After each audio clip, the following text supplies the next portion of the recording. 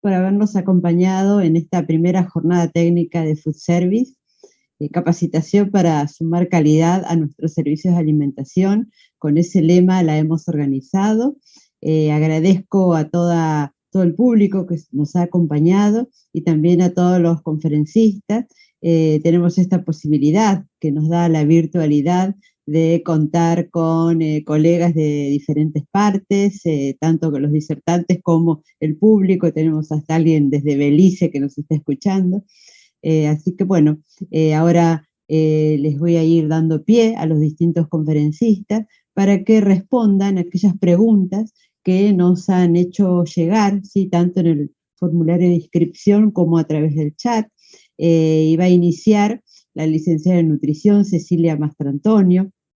Me encanta el área en la cual te estás dedicando. La verdad que este mundo de food service es un mundo tan amplio, tan variado y con tantas posibilidades, que ese tipo de problemática y en ese tipo de pacientes, la verdad que muchas gracias por compartir esas imágenes de esos utensilios que realmente uno no está acostumbrado, ¿no? Así que bueno, gracias por ese aporte. Y bueno, una de las preguntas que, digamos, te han realizado desde el público es: ¿qué posibilidad hay de realizar la integridad y la calidad de alimentos en un servicio de alimentación? ¿Cuáles serían aquellas opciones en cuanto a la certificación de esa calidad? Bueno, para poder mantener la calidad, buenas tardes, perdón, a todos. Muchas gracias por permitirme este momento. Ha sido muy importante y valioso poder hablar y articular la nutrición y la discapacidad. Y como les decía, para poder mantener la calidad e integridad de los alimentos en un servicio de alimentos, nos vamos a basar, en principio, en buenas prácticas de manufactura y cumplir con los principios del HACCP, que es el que va a analizar también, nos va a permitir analizar peligros y puntos críticos de control y los métodos para poder realizar esos controles. Esta certificación es obligatoria y para todas las empresas y negocios, y se aplican en varios países, y tiene como finalidad garantizar la inocuidad de los alimentos. Y cuando hablamos de inocuidad, nos estamos refiriendo a la ausencia, ¿sí?, de cualquier sustancia, ya sea física, biológica, química, que pueda contaminar ese alimento y dañar la salud del comensal, del que lo va a consumir, ¿sí? Así que, bueno, estos son los puntos principales a tener en cuenta. Siempre la calidad del alimento tiene que ir de la mano de una buena organización en el servicio de alimento, cumpliendo todas estas pautas como los principios del HACCP, y esa va a ser lo que nos va a garantizar tener una buena alimentación adecuada en su cantidad y en su calidad. Así que muchas gracias.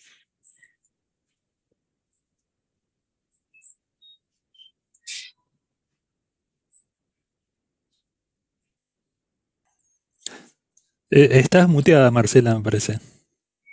Ay, pensé que era yo la que no le escuchaba. Ay, perdón. Gracias, Cecilia, por tu aporte.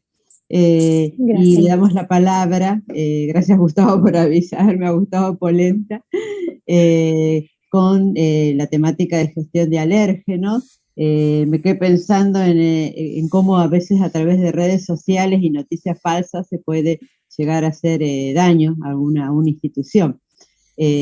Y también me gustaron mucho todas las imágenes que mostraste respecto a cómo tenemos y debemos comunicar en un servicio de alimentos. He trabajado en servicio de alimentos y a veces pasa que a veces en algunos eslabones de la cadena alguien de algunas áreas determinadas no está informado de algunas decisiones de otras áreas. Entonces, como todos tienen que conocer y sobre todo, bueno, los que van a hacer la admisión de materias primas por el control de alérgenos.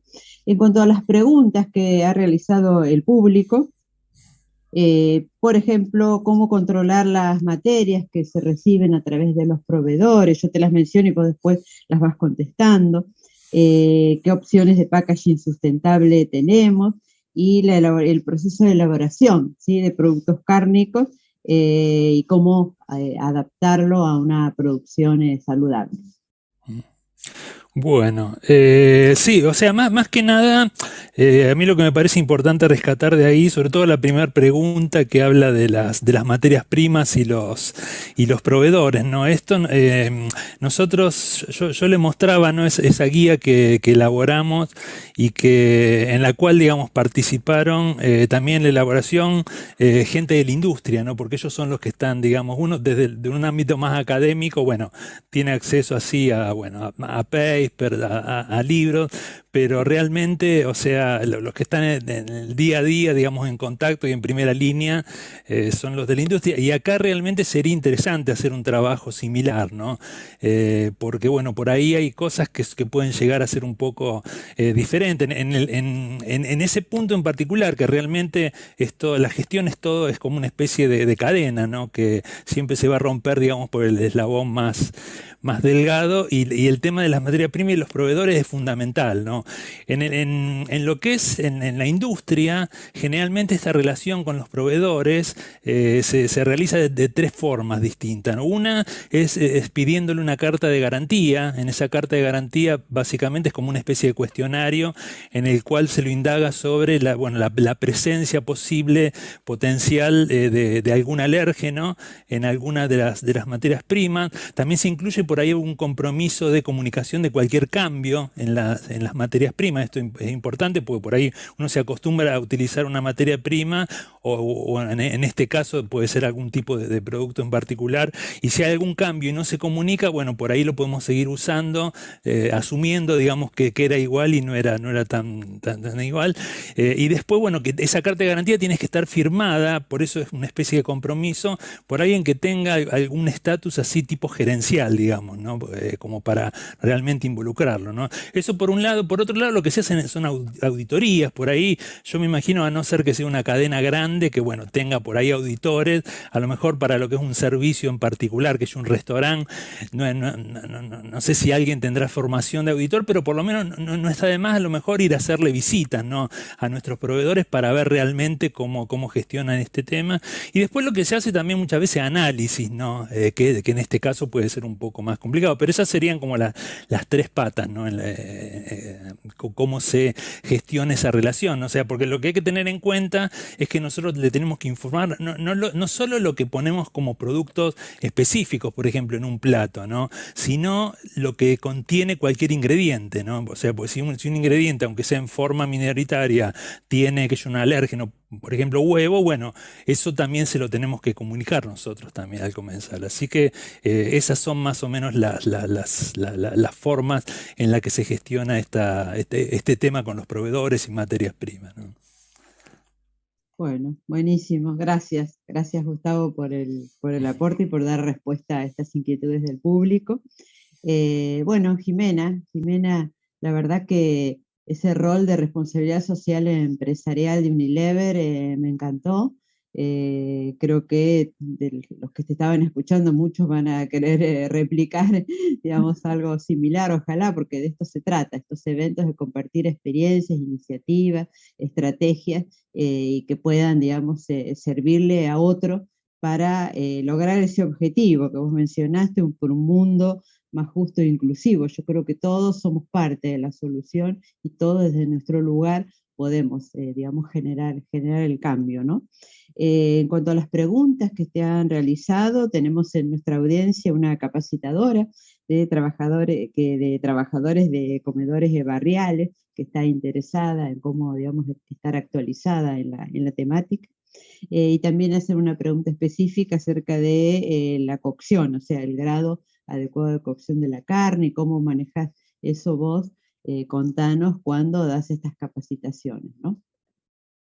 Bueno, muchas gracias, Marcela. Primero y principal, buenas tardes para todos y para todas. Agradezco enormemente que me hayan convocado, que hayan tenido presente este proyecto, ¿no? Desde Unilever, como bien hablabas de la importancia de la inclusión social y que tiene este proyecto de Mujeres en Acción. Y bueno, un poquito, a ver, por un lado les quiero contar a aquella persona que está por ahí en el público escuchándonos y que también trabaja, ¿no? En comedores barriales, escolares, ¿no?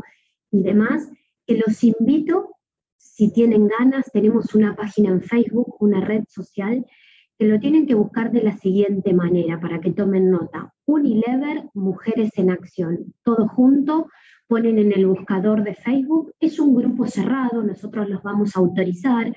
¿Y por qué les digo esto? Subimos material constantemente. Si bien uno, como todos, siempre tratamos de mantenernos, ¿no?, actualizados en todas las temáticas que nos atraviesan por cada una de nuestras profesiones, pero acá lo bueno es que está pura y exclusivamente, ¿no?, toda esta información y este material es ad hoc, ¿no?, para esta temática, y ahí lo que van a encontrar son videos, me van a ver cocinando, dando tips, algunas situaciones de mujeres que dan testimonios, recetas que intercambian las mismas mujeres y que esas son disparadores e ideas para otros comedores y otras personas que pasan por situaciones similares o de ahí toman alguna idea para después replicar en su comedor.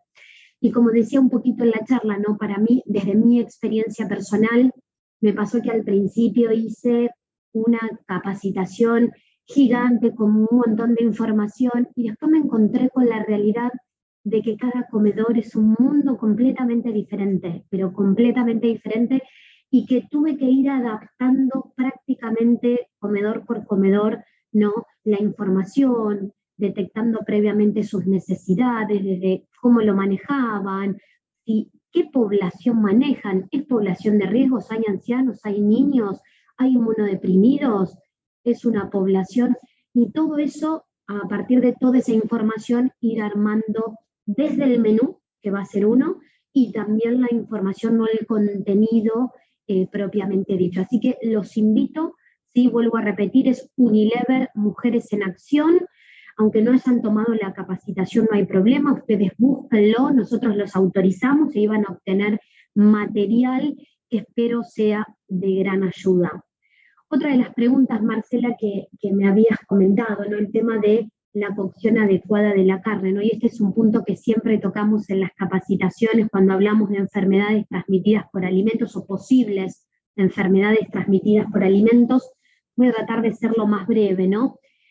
Acá, para mí hay que comenzar con lo mismo. ¿Quién es la población? Cuando hablamos, si tenemos niños, si tenemos ancianos en la mesa o si tenemos inmunodeprimidos, tenemos que tener especial cuidado con la cocción de la carne. Primero y principal, siempre me gusta decir que si tenemos carne picada, tengan mucho cuidado con la cocción y hay que llegar a 75 grados centígrados. Y muchos van a decir, ¿cómo hago con 75 grados centígrados? Pues no tengo termómetro y no puedo acceder a un termómetro como me sucede en los comedores. Hay un video explicativo, ¿no?, que ahí en la página que antes les comenté, pero sencillamente lo que les sugiero es mismo esto para casa, con las manos bien limpias, higienizadas como corresponde, tomo una cucharita así de porción de la carne picada y con los dedos, que previamente por supuesto me lavé bien las manos, las higienicé, los desmenuzo, ¿sí? Porque son esos granitos que yo puedo desmenuzar y cuando yo lo veo, ¿sí?, bien marrón en todos sus lados y también en el interior, ya estoy tranquilo de que llegué a los 75 grados, ¿sí?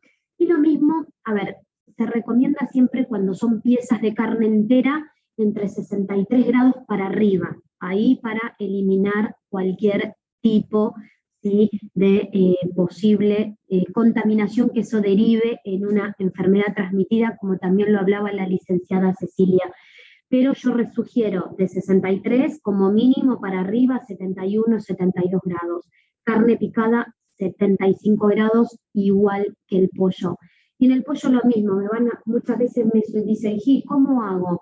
Bueno, tengo que cortar un pedazo.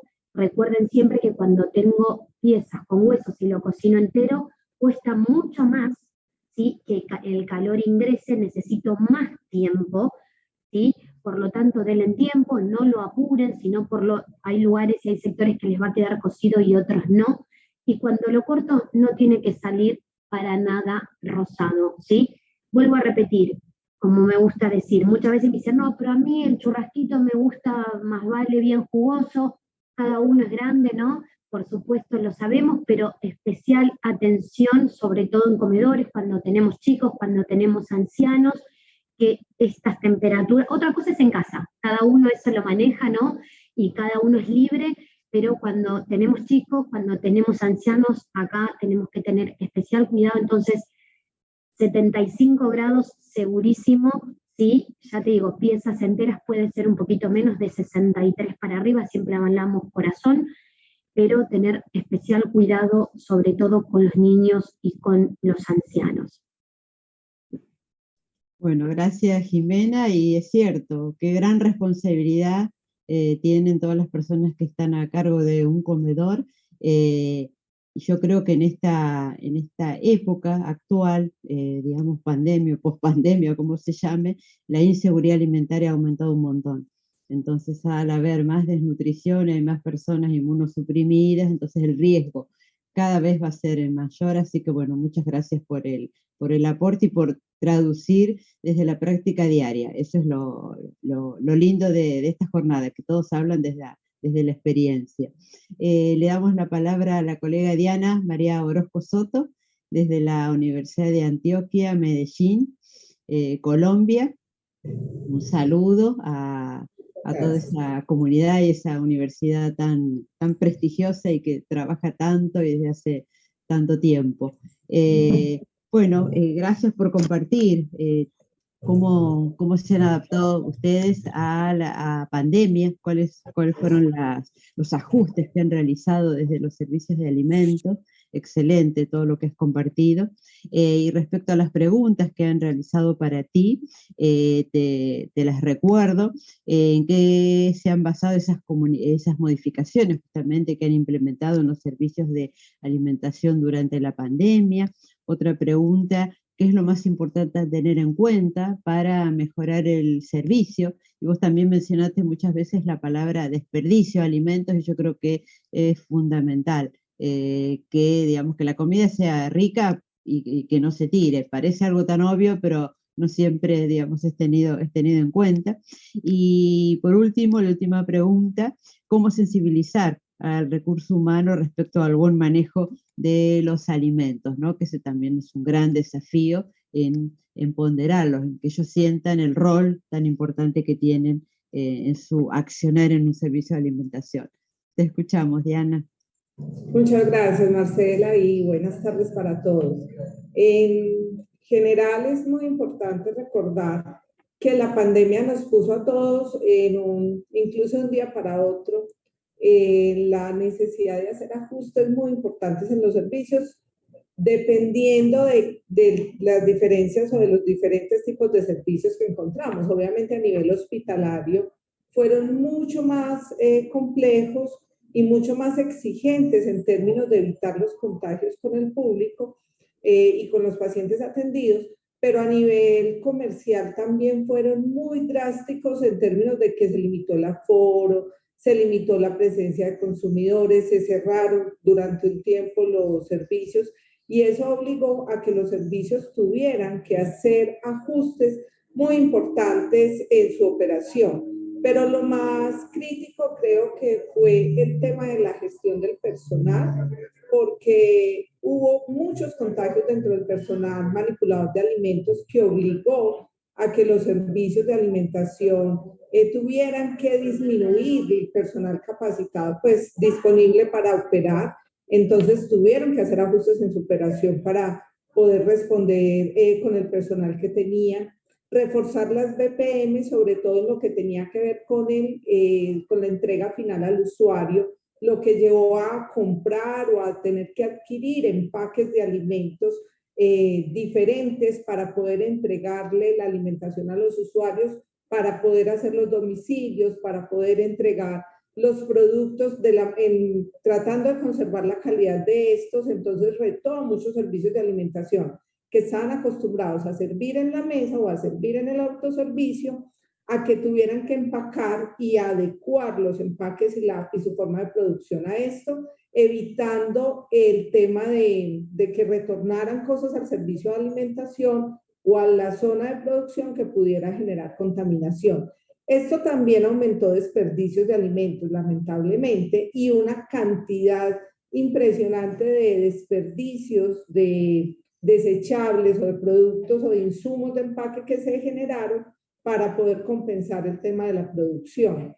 El tema también del contacto con los proveedores y con los usuarios, pues fue fundamental, eso lo tuvimos que hacer. Sabemos todo el tema de protocolos de bioseguridad que se tuvieron que dar. Y en términos de la segunda pregunta que me hacías frente a qué hay que tener en cuenta para mejorar el servicio de alimentación, yo creo que la clave está en la comunicación con el usuario, en poder hacer evaluación permanente de la satisfacción de este con el servicio, porque muchas veces los desperdicios de alimentos se dan porque los usuarios están insatisfechos con la preparación, con la cantidad, con la combinación de los alimentos, con la temperatura en que se les entrega, con el mismo empaque. Sí, el solo hecho de que me llegue un alimento empacado en un desechable o en un recipiente, en un contenedor donde se mezclen los sabores, las texturas, se pierda la textura original de una preparación por la forma como está servida junto a otras, pues ya desestimula el consumo y ahí es donde se aumentan los desperdicios. Entonces, si yo no me doy cuenta de esto, si hago todo el proceso partiendo desde mi necesidad como servicio, sin tener en cuenta la percepción del usuario, eso está destinado al fracaso. Entonces, hay que mejorar esa comunicación, esa interrelación con ellos y poder entender también en términos de ser capaces de adaptarnos a los cambios. La pandemia nos dejó la palabra de moda de reinventarnos, pero yo creo que eso es un asunto permanente en el servicio. Nos tenemos que estar reinventando y adaptando al contexto a las necesidades particulares de los usuarios. Lo que Jimena mencionaba ahorita, en términos de diferenciar cuando tenemos un público infantil, cuando tenemos un adulto mayor o cuando tenemos un consumidor que es un trabajador que come tiempos límites, también hay que considerarlo al momento de establecer los menús y las características de los platos. Y para cerrar, creo que la sensibilización es de recoger, con el personal es recoger también las enseñanzas que nos dejó la pandemia en términos de poder reconocer la importancia de la labor que hacemos en los servicios de alimentación para la salud y la seguridad de los usuarios y de los consumidores. Hoy nos hemos dado cuenta que ese discurso que a veces les dábamos en las capacitaciones al personal y le dice, pero ¿cuántas veces les hemos hablado de enfermedades transmitidas por alimentos? Y sigue cometiendo los mismos errores en la manipulación. El COVID nos puso en alerta a todos y nos dijo cosas tan invisibles como este virus nos pueden poner en alto riesgo. Entonces, ese aprendizaje que forzosamente tuvimos que aprender y que retomar, pues nos puede ser muy útil en términos de poder proyectar cómo lo que hacemos y la calidad tanto higiénico-sanitaria, nutricional, organoléptica de ese alimento tiene un impacto en la salud, en el bienestar, en la tranquilidad del consumidor, porque la alimentación es un acto social. Entonces, si somos capaces de que la persona disfrute ese alimento y que a su vez tenga todas las características de calidad que se requiere, pues vamos a lograr tener un muy buen resultado. Y si eso se lo hacemos saber a nuestros colaboradores de esa manera, con seguridad va a ser mucho más exitoso el proceso que realicemos. Creo que con eso cierro. Muchas gracias a todos. Bueno, muchas gracias Diana por tu aporte. Cuánto que hemos aprendido en el transcurso del día de hoy, en esta jornada, con todas estas miradas tan diferentes y digamos cómo se complementan todas. Y bueno, María Elena Costa, desde la Universidad de Montemorelos, en México, Universidad Adventista, fascinante toda esa temática de la planeación de menús ¿quiénes más que ustedes saben al respecto de un menú basado en plantas? Que si bien hoy es una moda, de ustedes es una filosofía de vida desde siempre. Y bueno, respecto a, digamos, las preguntas que te han realizado, son dos. Una tiene que ver con cómo se hace la planeación de un menú basado en plantas, si querés complementar lo que ya has explicado en tu ponencia, y cómo organizar los productos regionales. Toda la temática que tiene que ver con productos regionales cada vez tiene, digamos, mayor acepción en los servicios de alimentación, y tiene, digamos, más participación y más posibilidades de formar parte de un pliego de licitación y de una orden de compra de un servicio de alimentación hoy en día. Así que bueno, gracias por acompañarnos, María Elena, y te escuchamos. Bueno, muchas gracias, maestra Marcela Leal, por la invitación, por la oportunidad de permitirme compartir con ustedes estas acciones que se contemplan para un estilo de vida saludable, que es el énfasis que tenemos desde el punto de vista filosófico. Gracias por este espacio, maestra, y gracias por conocerles y aprender de todos ustedes esta mañana. Bueno, en relación a la primera pregunta, en cuanto a cómo establecer la planeación del menú en un servicio de alimentación basado en plantas, les he comentado previamente que formo parte de los profesores de una institución adventista donde toda la planeación de los menús en los diferentes servicios de alimentos, ya sea hospitalarios, residencias o centros asistenciales y educativos en diferentes niveles, cuentan con este plan de alimentación para ofertarlos a sus usuarios. En primer lugar, podríamos decir que depende del tipo de usuario a quien será ofrecida este servicio de alimentos, a quien va dirigida la atención del servicio de alimentos. Por ejemplo, si estamos hablando de escuelas primarias, generalmente tienen un restaurante pequeño, un servicio de alimentos pequeño, donde se elaboran productos, pues partiendo de las características del usuario, como la edad, el clima, inclusive porque muchas de las instituciones adventistas se encuentran localizadas alrededor del mundo. Entonces, podemos decir que estamos ahorita haciendo una compilación de menús de todas las instituciones adventistas alrededor del mundo para conocer cuál es la perspectiva que se tiene en relación al clima, y poder tener un documento que pueda ser útil para otras personas, ya que estamos en esta tendencia de alimentación sostenible y saludable, y con énfasis en una dieta basada en plantas para muchos entornos. Otro aspecto que consideramos es el origen de los usuarios. Por ejemplo, aquí en la universidad tenemos estudiantes por lo menos de representación de 48 países alrededor del mundo, aunque estamos en el norte de México. Entonces, el servicio de alimentos universitario tiene que tener una semana de énfasis en alguna cultura, por ejemplo, del Caribe. Se consideran los platillos que los estudiantes consumen regularmente en el Caribe y bueno, se adecua para que los estudiantes puedan sentirse en su entorno. Y eso que les haga sentir cómodos, porque recuerden que la alimentación tiene un trasfondo social, y el que la persona pueda sentirse a gusto en ese entorno, pues permitirá que pueda realizar el resto de sus actividades. Por ejemplo, se van adaptando los menús para que todos los estudiantes, por lo menos durante el semestre, puedan contar con la oportunidad de saborear algunos de los alimentos de sus lugares de origen.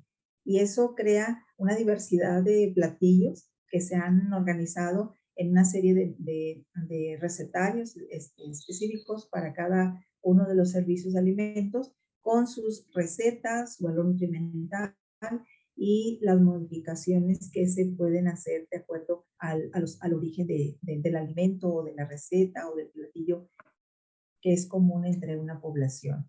Por otro lado, también contamos el considerar la cultura alimentaria. A veces se puede decir que podemos establecer un menú adaptado simplemente a las necesidades de los usuarios para suplir su demanda de energía, de nutrimentos, macronutrimentos. pero tenemos que considerar cuál es el trasfondo de su cultura. Alguien que viene del Caribe inicialmente no va a consumir los frijoles molidos, por ejemplo, para los que vivimos en el norte, o si ustedes conocen el norte, consumimos los frijoles molidos, los frijoles enteros, pero para los que vienen del Caribe no los van a consumir molidos, los van a conocer de otro color, no van a ser bayos, no van a, bueno, características peculiares. Entonces tenemos que considerar la cultura alimentaria de los diferentes públicos a los que se ofrece el servicio. Entonces, sin descuidar el aporte energético y de macronutrientes que necesitamos. Entonces, además, dentro de la planeación se sugiere que los estudiantes formen parte en este caso como universidad, de un comité para revisión de los menús, y entonces de esa manera los estudiantes participan en la elaboración de los menús para que pueda ser adecuado a los gustos y preferencias, y eso tiene un poco más contento a los estudiantes, ¿verdad? Porque son ellos los que van a definir en parte qué alimentos van a comer y cómo van a recordar su casa, su hogar, dado que se encuentran en las residencias durante su estancia universitaria.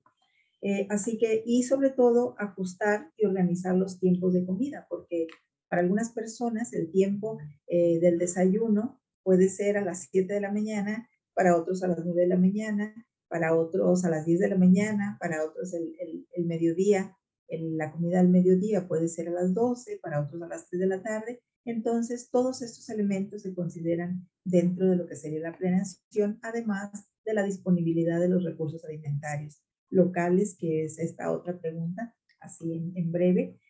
Nosotros, por estar en una región urbana rural, contamos con diversos productos, árboles, frutales, regionales, de los cuales se utilizan para hacer, por ejemplo, tipos de mermeladas, compotas, o en almíbar, o envasados, y de esa manera, por ejemplo, se utilizan las moras, que es muy común en esta región del norte de México, nísperos, que es un fruto delicioso, no sé si ustedes los conozcan, pero es un fruto que solamente una vez al año, es una temporada en el mes de marzo, abril, y parte de esto se utilizan para compotas, para mermeladas, en dulces, combinados con otros frutos regionales. Los nopales, bueno, aquí tenemos suficientes por estar en una zona desértica, bueno, ahora desértica por las sequías, pero también se utilizan de diferentes maneras. Y además, las hierbas aromáticas para los tés o las infusiones también es una bebida muy, muy aceptada entre los estudiantes. Entonces, así que se utilizan algunas hierbas de olor que se recolectan en la región, y de esa manera pues se van haciendo las pequeñas bolsitas, además de diversas hortalizas que se cultivan en la región. Entonces, ¿cómo hacer uso de esto? Bueno, inclusive en años pasados, previos a la pandemia, se contaba con espacios abiertos donde los estudiantes participaban aprendiendo a cultivar sus hortalizas, y era muy grato mirar cómo ellos llevaban al comedor su aportación de estos productos que elaboraban, que cuidaban y cultivaban en espacios asignados como parte de una materia. Así que el uso de productos de uso regional va a estar definido por lo que haya la disponibilidad alimentaria regional que existe en cada lugar. Yo creo que nosotros tendríamos que ser observadores en relación, ya que estamos involucrados en servicios de alimentos, de lo que hay a nuestro alrededor, de lo que a veces se desperdicia, como ya miramos en las pláticas, inclusive estas pequeñas frituras o snacks, generalmente aquí se utilizan de papa, por ejemplo, cáscaras de papa, cáscaras de camote, bueno, diversidad, cebollitas. Entonces, hay diversidad de productos que se pueden elaborar y hacer que la población pueda tener sentirse muy cómodos alimentándose y teniendo variedad, sobre todo variedad de alimentos, cuando algunos de ellos no tienen los antecedentes de que al venir a la universidad van a tener una alimentación vegetariana, pero lacto vegetariana o vegetariana. Sin embargo, finalmente los estudiantes se adaptan y algunos siguen patrones, ¿verdad? El mismo patrón, y los que no, pues bueno, van a comer fuera también, ¿verdad? Esa es la otra opción. Pero dentro de la institución, el plan de alimentación pues se basa precisamente en esto, cuidando cada uno de los detalles y requerimientos de la población a quien va dirigida. Así que bueno, es una experiencia interesante. Ya les compartiremos la compilación de menús. Bueno, muchísimas gracias, María Elena. La verdad que la biodiversidad es una asignatura pendiente y tendríamos que estar recurriendo a, digamos, a toda esa riqueza tan linda que tenemos en cuanto a la variedad de frutas y hortalizas. Y bueno, y copiar en algunos casos a, bueno, países como México es un país que tiene una tradición de cultura gastronómica muy importante. Entonces, bueno, tratar de ir aprendiendo de todas esas opciones, porque vos justamente mencionaste el nopal, que acá se come en algunas provincias, y corregime Jimena, pero la tuna es la fruta que sí se come, pero no el nopal, que yo en México sí lo he comido. Acá no tenemos ese hábito, y es una manera, digamos, de copiar y no desperdiciar esta parte, porque acá solo el fruto, pero el resto no. Y ya para ir cerrando, y bueno, agradeciendo desde ya a todos ustedes por la gentileza de su tiempo y de haber compartido las experiencias. Rescatar también que existe, que se ha mencionado, una red IES Vida, que es un consorcio de universidades e institutos de investigación de México, Colombia y Argentina, y donde, bueno, estás representando a María Elena Acosta a México, Diana Orozco, además de la Universidad de Antioquia, miembro de la red es Colombia, y bueno, quien les habla por Argentina. Entonces, bueno, ha sido un placer, digamos, formar parte de este evento. Y para ir cerrando, agradezco a toda la audiencia. Hemos tenido una inscripción, como les dije, de países variados, pero también de profesiones variadas, que es lindo conocer y saber que nos están acompañando chefs, cocineros profesionales, bromatólogos, nutricionistas, estudiantes de nutrición, muchos profesionales que hacen consultoría en calidad, por ejemplo, en desarrollo de productos, hay empresarios, hay docentes, muchos docentes que ahí en el chat estaban felicitando. Acá en Argentina, en la cátedra donde se estudia todo lo que tiene que ver con los servicios de alimentos se llama ASA, Administración de Servicios de Alimentación.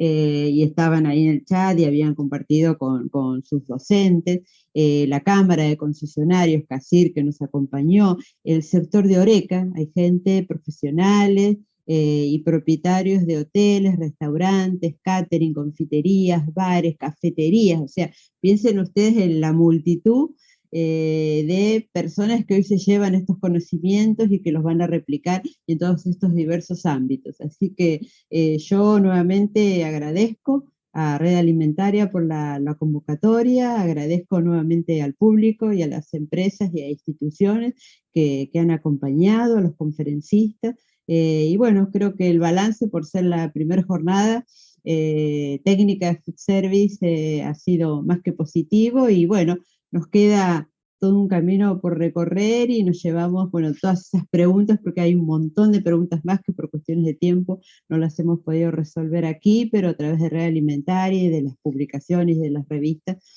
vamos a ir, digamos, compartiendo esta actividad y todas estas preguntas y respuestas al respecto.